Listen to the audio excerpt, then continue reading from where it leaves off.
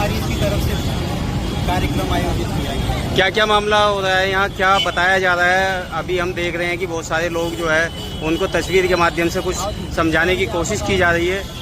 क्या है पूरा वाक्य? हमारी इसकी ओर से यहाँ आत्मा और परमात्मा का ज्ञान दिया जाता है कि आप कौन है, परमात्मा कौन है, आप इस सृष्टि पर किस लिए आए हैं। और शिवरात्रि मनाते हैं, एक साल में शिवरात्रि 2 बार ही जो मनाते हैं उसका सारा निवारण यहाँ पर बताया जाता है। फिर शिव शंकर को आज मनुष्य एक है करके पूछ रहे हैं, लेकिन शिव शंकर एक नहीं है, दोनों ही अलग अलग हैं। वो कैसे अलग अलग है वो सब चीजें यहाँ पर सिखाई जाती है। सृष्टि के आदि मध्य अंत का ज्ञान दिया जाता है। यहाँ पर स्वयं परमात्मा आकर के अपना परिचय दे रहा है। इसके लिए उसको कहते हैं खुदा, कि खुद आकर के वो हमें अपना परिचय देता है, अपनी पहचान देता है कि हम शरीर नहीं एक आत्मा है। सर ये क्या समझा रहे हैं आप, थोड़ा सा बताएंगे? ये मैं कौन हूँ जी, कहाँ से आया हूँ और किस लिए आया हूँ, ये किसने भेजा है, मैं किसकी संतान हूँ। तो ये हम परमात्मा का परिचय दे रहे हैं। कैसे कैसे बताएंगे आप, जरा बताएं, इसमें बताना हमें कैसे कैसे आप बताएंगे। इसमें दिखाया हुआ है ये खट्टी मांस का पुतला है। इस शरीर को जो चलाने वाली चैतन्य शक्ति है वो है आत्मा। ये शरीर 5 तत्वों से मिलकर बना है, जल, वायु, अग्नि, पृथ्वी और आकाश। तो वैसे ही इस शरीर को जो आत्मा चला रही है उसकी भी 3 शक्तियाँ होती हैं, मन, बुद्धि और संस्कार। मन के द्वारा हम सोचने का काम करते हैं, बुद्धि के द्वारा हम मन के द्वारा सोचते हैं, बुद्धि डिसीजन देती है और संस्कार हमारी हैबिट्स, हमारी आदतें बन जाती हैं। जब ये आत्मा इस शरीर में प्रवेश कर जाती है तो कहलाती है जीवात्मा। अब हम सब कौन है? एक जीवात्मा है। अब इस शरीर में जो आत्मा रहती कहाँ है? कोई कहता है पेट में रहती है, कोई कहता है वो हार्ट में रहती है, कोई कहता है पैरों में रहती है, लेकिन आत्मा कहाँ पर रहती है? आत्मा रहती है त्रिपुटी के बीच मस्तक में, जहाँ भैया तिलक लगाते हैं और माताएं बिंदिया लगाते हैं, वो उसका प्रतीक। जैसे गाड़ी है, गाड़ी में ड्राइवर कहाँ बैठता है? आगे बैठता है। आगे ही क्यों बैठता है? क्योंकि देखो उसे हॉर्न देना हो तो आगे से ही देता है, मोड़ना हो तो भी आगे से देता है। और कैब इसलिए बैठता है क्योंकि सारे कंट्रोलिंग पावर कहाँ होते हैं? आगे ही होते हैं। ऐसे ही ये जो हमारा शरीर है वो भी एक गाड़ी है, और इस गाड़ी में भी आत्मा रूपी ड्राइवर कहाँ बैठेगा? जहाँ वो आंखों के द्वारा देख रहे हैं, कानों के द्वारा सुन रहे हैं, मुख के द्वारा बोल रहे हैं। तो आत्मा रूपी ड्राइवर भी कहाँ बैठता है? भ्रुकुटी के मध्य। और हमारे शरीर का सबसे पवित्र स्थान है ये है भ्रुकुटी, मस्तक। और जब कुछ बात होती है तो हम क्या कहते हैं? कि मस्तक को ही तो पकड़ते हैं और क्या कहते हैं? ऊपर वाला ही जानते हैं। क्यों? क्योंकि उस आत्मा का कनेक्शन ऊपर वाले से है, उसको उसे सुख मिलता है, शांति मिलती है। तो अब बात आती है वो ऊपर वाला कौन है? उसको हम याद करते हैं। जैसे आत्मा ज्योति बिंदु स्वरूप है, वैसे ही परमात्मा ही ज्योति बिंदु स्वरूप है। आत्मा का रूप बिंदी तो परमात्मा का रूप भी बिंदी है। लेकिन कहावत है ना, एक बच्चा अपने पिता से ही ज्यादा डिग्री प्राप्त कर सकता है, लेकिन उनका बाप नहीं बन सकता। ऐसे ही आत्मा परमात्मा के समान है, लेकिन परमात्मा नहीं है। अब बहुत सारी आत्माएं होती है, लेकिन परमात्मा एक ही होता है, और वो है परमात्मा शिव, जिसका अर्थ है सदा कल्याणकारी। उसका रूप है ज्योति बिंदु स्वरूप, और क्वालिटी इसकी क्या है? वो सुख का सागर है, आनंद का सागर है, प्रेम का सागर है, शांति का सागर है, सद्गुणों का भंडार। देखो इस संसार में हमारे 2 पिता होते हैं, एक वो जिसने हमें जन्म दिया, इस सृष्टि में लाने के निमित्त समझा, और एक वो आत्माओं का पिता। जब हम परेशान होते हैं, दुखी होते हैं, तो हम किसको पुकारते हैं? उस परमात्मा पिता को पुकारते हैं, क्योंकि हम आत्माओं को उससे सुख मिलता है, शांति मिलती है, प्रेम मिलती है। और जो जिसके पास होगा वही तो वो दे सकता है दूसरों को, जिसके पास है ही नहीं तो वो दूसरों को देगा। तो परमात्मा के पास 7 गुण है, 7 क्वालिटी, वो हर चीज का सागर है। ये आत्मा को क्या चाहिए? आत्मा का भोजन है सुख, शांति, आनंद, प्रेम, ज्ञान, पवित्रता और शक्ति। इसलिए तो हम मंदिर में जा रहे हैं, मस्जिद में जा रहे हैं, गुरुद्वारे में जा रहे हैं, इसलिए हमें सुख मिल जाए, शांति मिल जाए, आनंद मिल जाए। लेकिन जो चीज जिसके पास होगी वही तो दे सकता है। आज ये चीजें मनुष्य के पास नहीं है, वो चीजें किसके पास है? परमात्मा के पास है, क्योंकि परमात्मा सुख का सागर है, शांति का सागर है, प्रेम का सागर है, आनंद का सागर है। अब बात आती है भगवान वो हो सकता है जिसे सब धर्मों ने माना है, वही तो भगवान हो सकता है ना, जिसे सब धर्मों ने माना। तो देखो हिंदू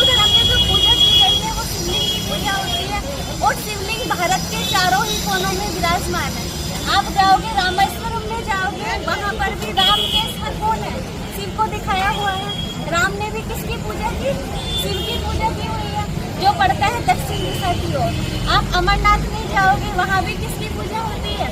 शिव की पूजा होती है, जो पड़ता है उत्तर दिशा की ओर। अब विश्वनाथ में जाओगे, वहाँ भी किसकी पूजा होती है? शिव की पूजा होती है, जो पड़ता है पूरब दिशा की ओर। आप सोमनाथ में जाओगे, वहाँ भी किसकी पूजा होती है? शिव की पूजा होती है, जो पड़ता है पश्चिम दिशा की ओर। फिर दिखाया आप भारत के बाहर नेपाल में जाओगे, वहाँ भी किसकी पूजा होती है? शिव की पूजा होती है, पशुपतिनाथ देवता।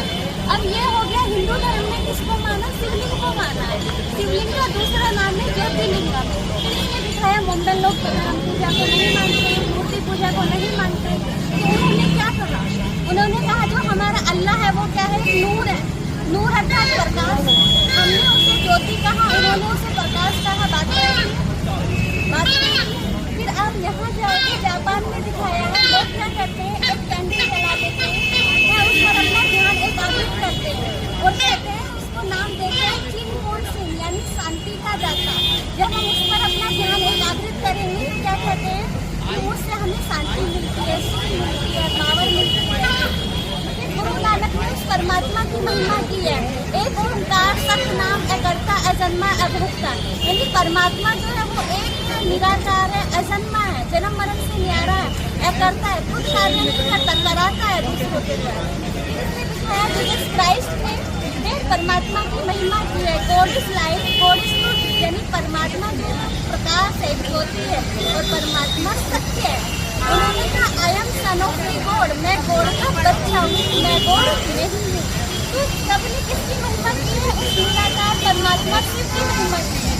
ये जो निराकार परमात्मा इस संसार में आए हुए हैं, लेकिन हिंदू धर्म में मनुष्य ने एक भूल कर दी है। क्या भूल की है? कि शिव और शंकर को दोनों को एक मान लिया है। इसमें दिखाया हुआ है कि देखो जब नाम दो है तो व्यक्ति भी अलग अलग होंगे ना। एक को दिखाया है कि वो निराकार है, एक की प्रतिमा दिखाई गई है, और दूसरे को साकार दिखाया हुआ है। और इस संसार में आपने देखा होगा जिस व्यक्ति ने जन्म लिया है उसकी मृत्यु निश्चित है। अमर तो कोई रहा नहीं है, चाहे वो कोई भी हो। कोई अमर रहा आज तक नहीं रहा ना। आप मंदिरों में जाते हैं, अब कावड़ लेने सब जा रहे हैं, तो सब क्या कहते हैं? हम क्या लेने जा रहे हैं? शिव कावड़ लेने जा रहे हैं। कभी किसी ने कहा शंकर कावड़ लेने जा रहे हैं?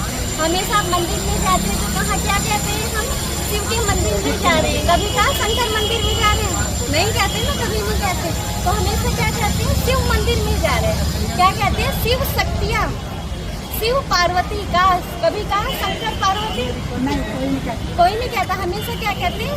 शिव पार्वती।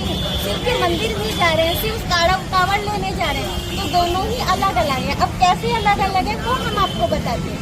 देखो शिव का अर्थ ये है कल्याणकारी, शिव अर्थात कल्याणकारी, और शंकर का अर्थ है शंकर अर्थात विनाशकारी।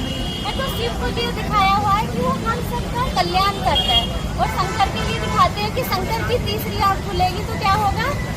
विनाश हो जाएगा। तो लेकिन अगर वो भगवान किस नाम का जो सृष्टि का विनाश करे तो किस चीज का विनाश होना? सोचने की बात है।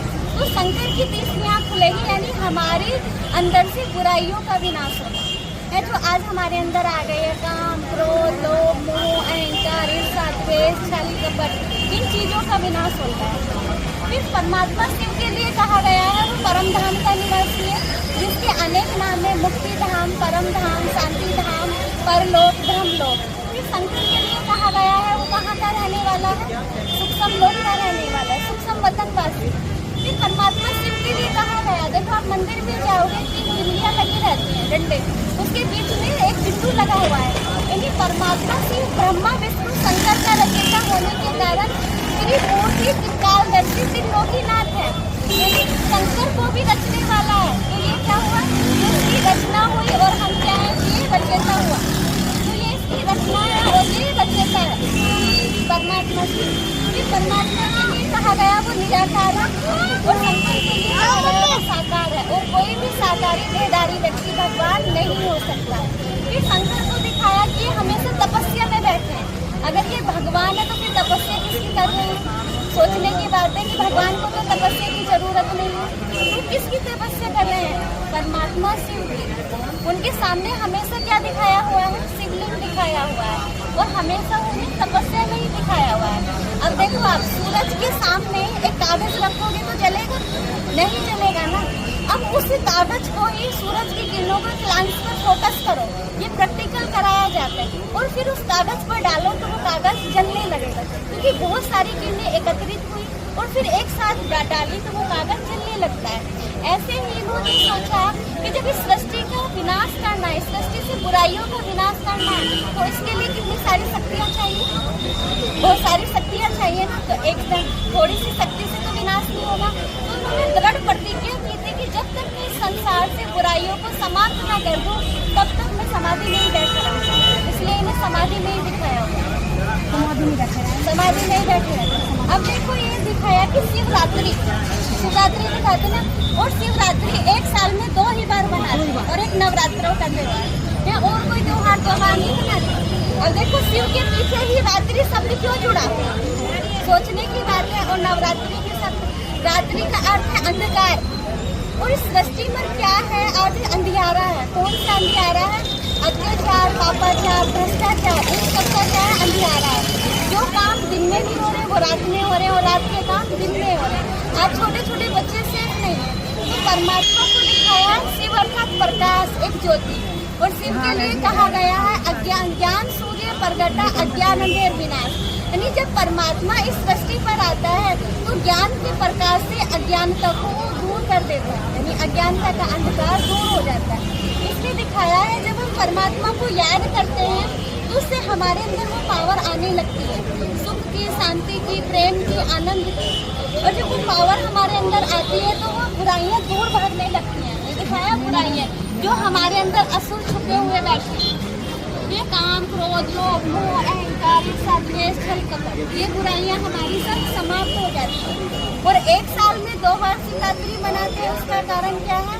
परमात्मा का फर्स्ट शिवरात्रि परमात्मा का अवतरण होता है, और दूसरी शिवरात्रि परमात्मा के जाने का समय होता है। लेकिन जाना कहाँ है? आज मनुष्य को ये पता नहीं। जाते हैं हरिद्वार, गंगा जल लेके आ जाते हैं, लेकिन जाना कहाँ है? हमें अपने घर परमधाम में जाना है, जहाँ से हम आत्माएं आए।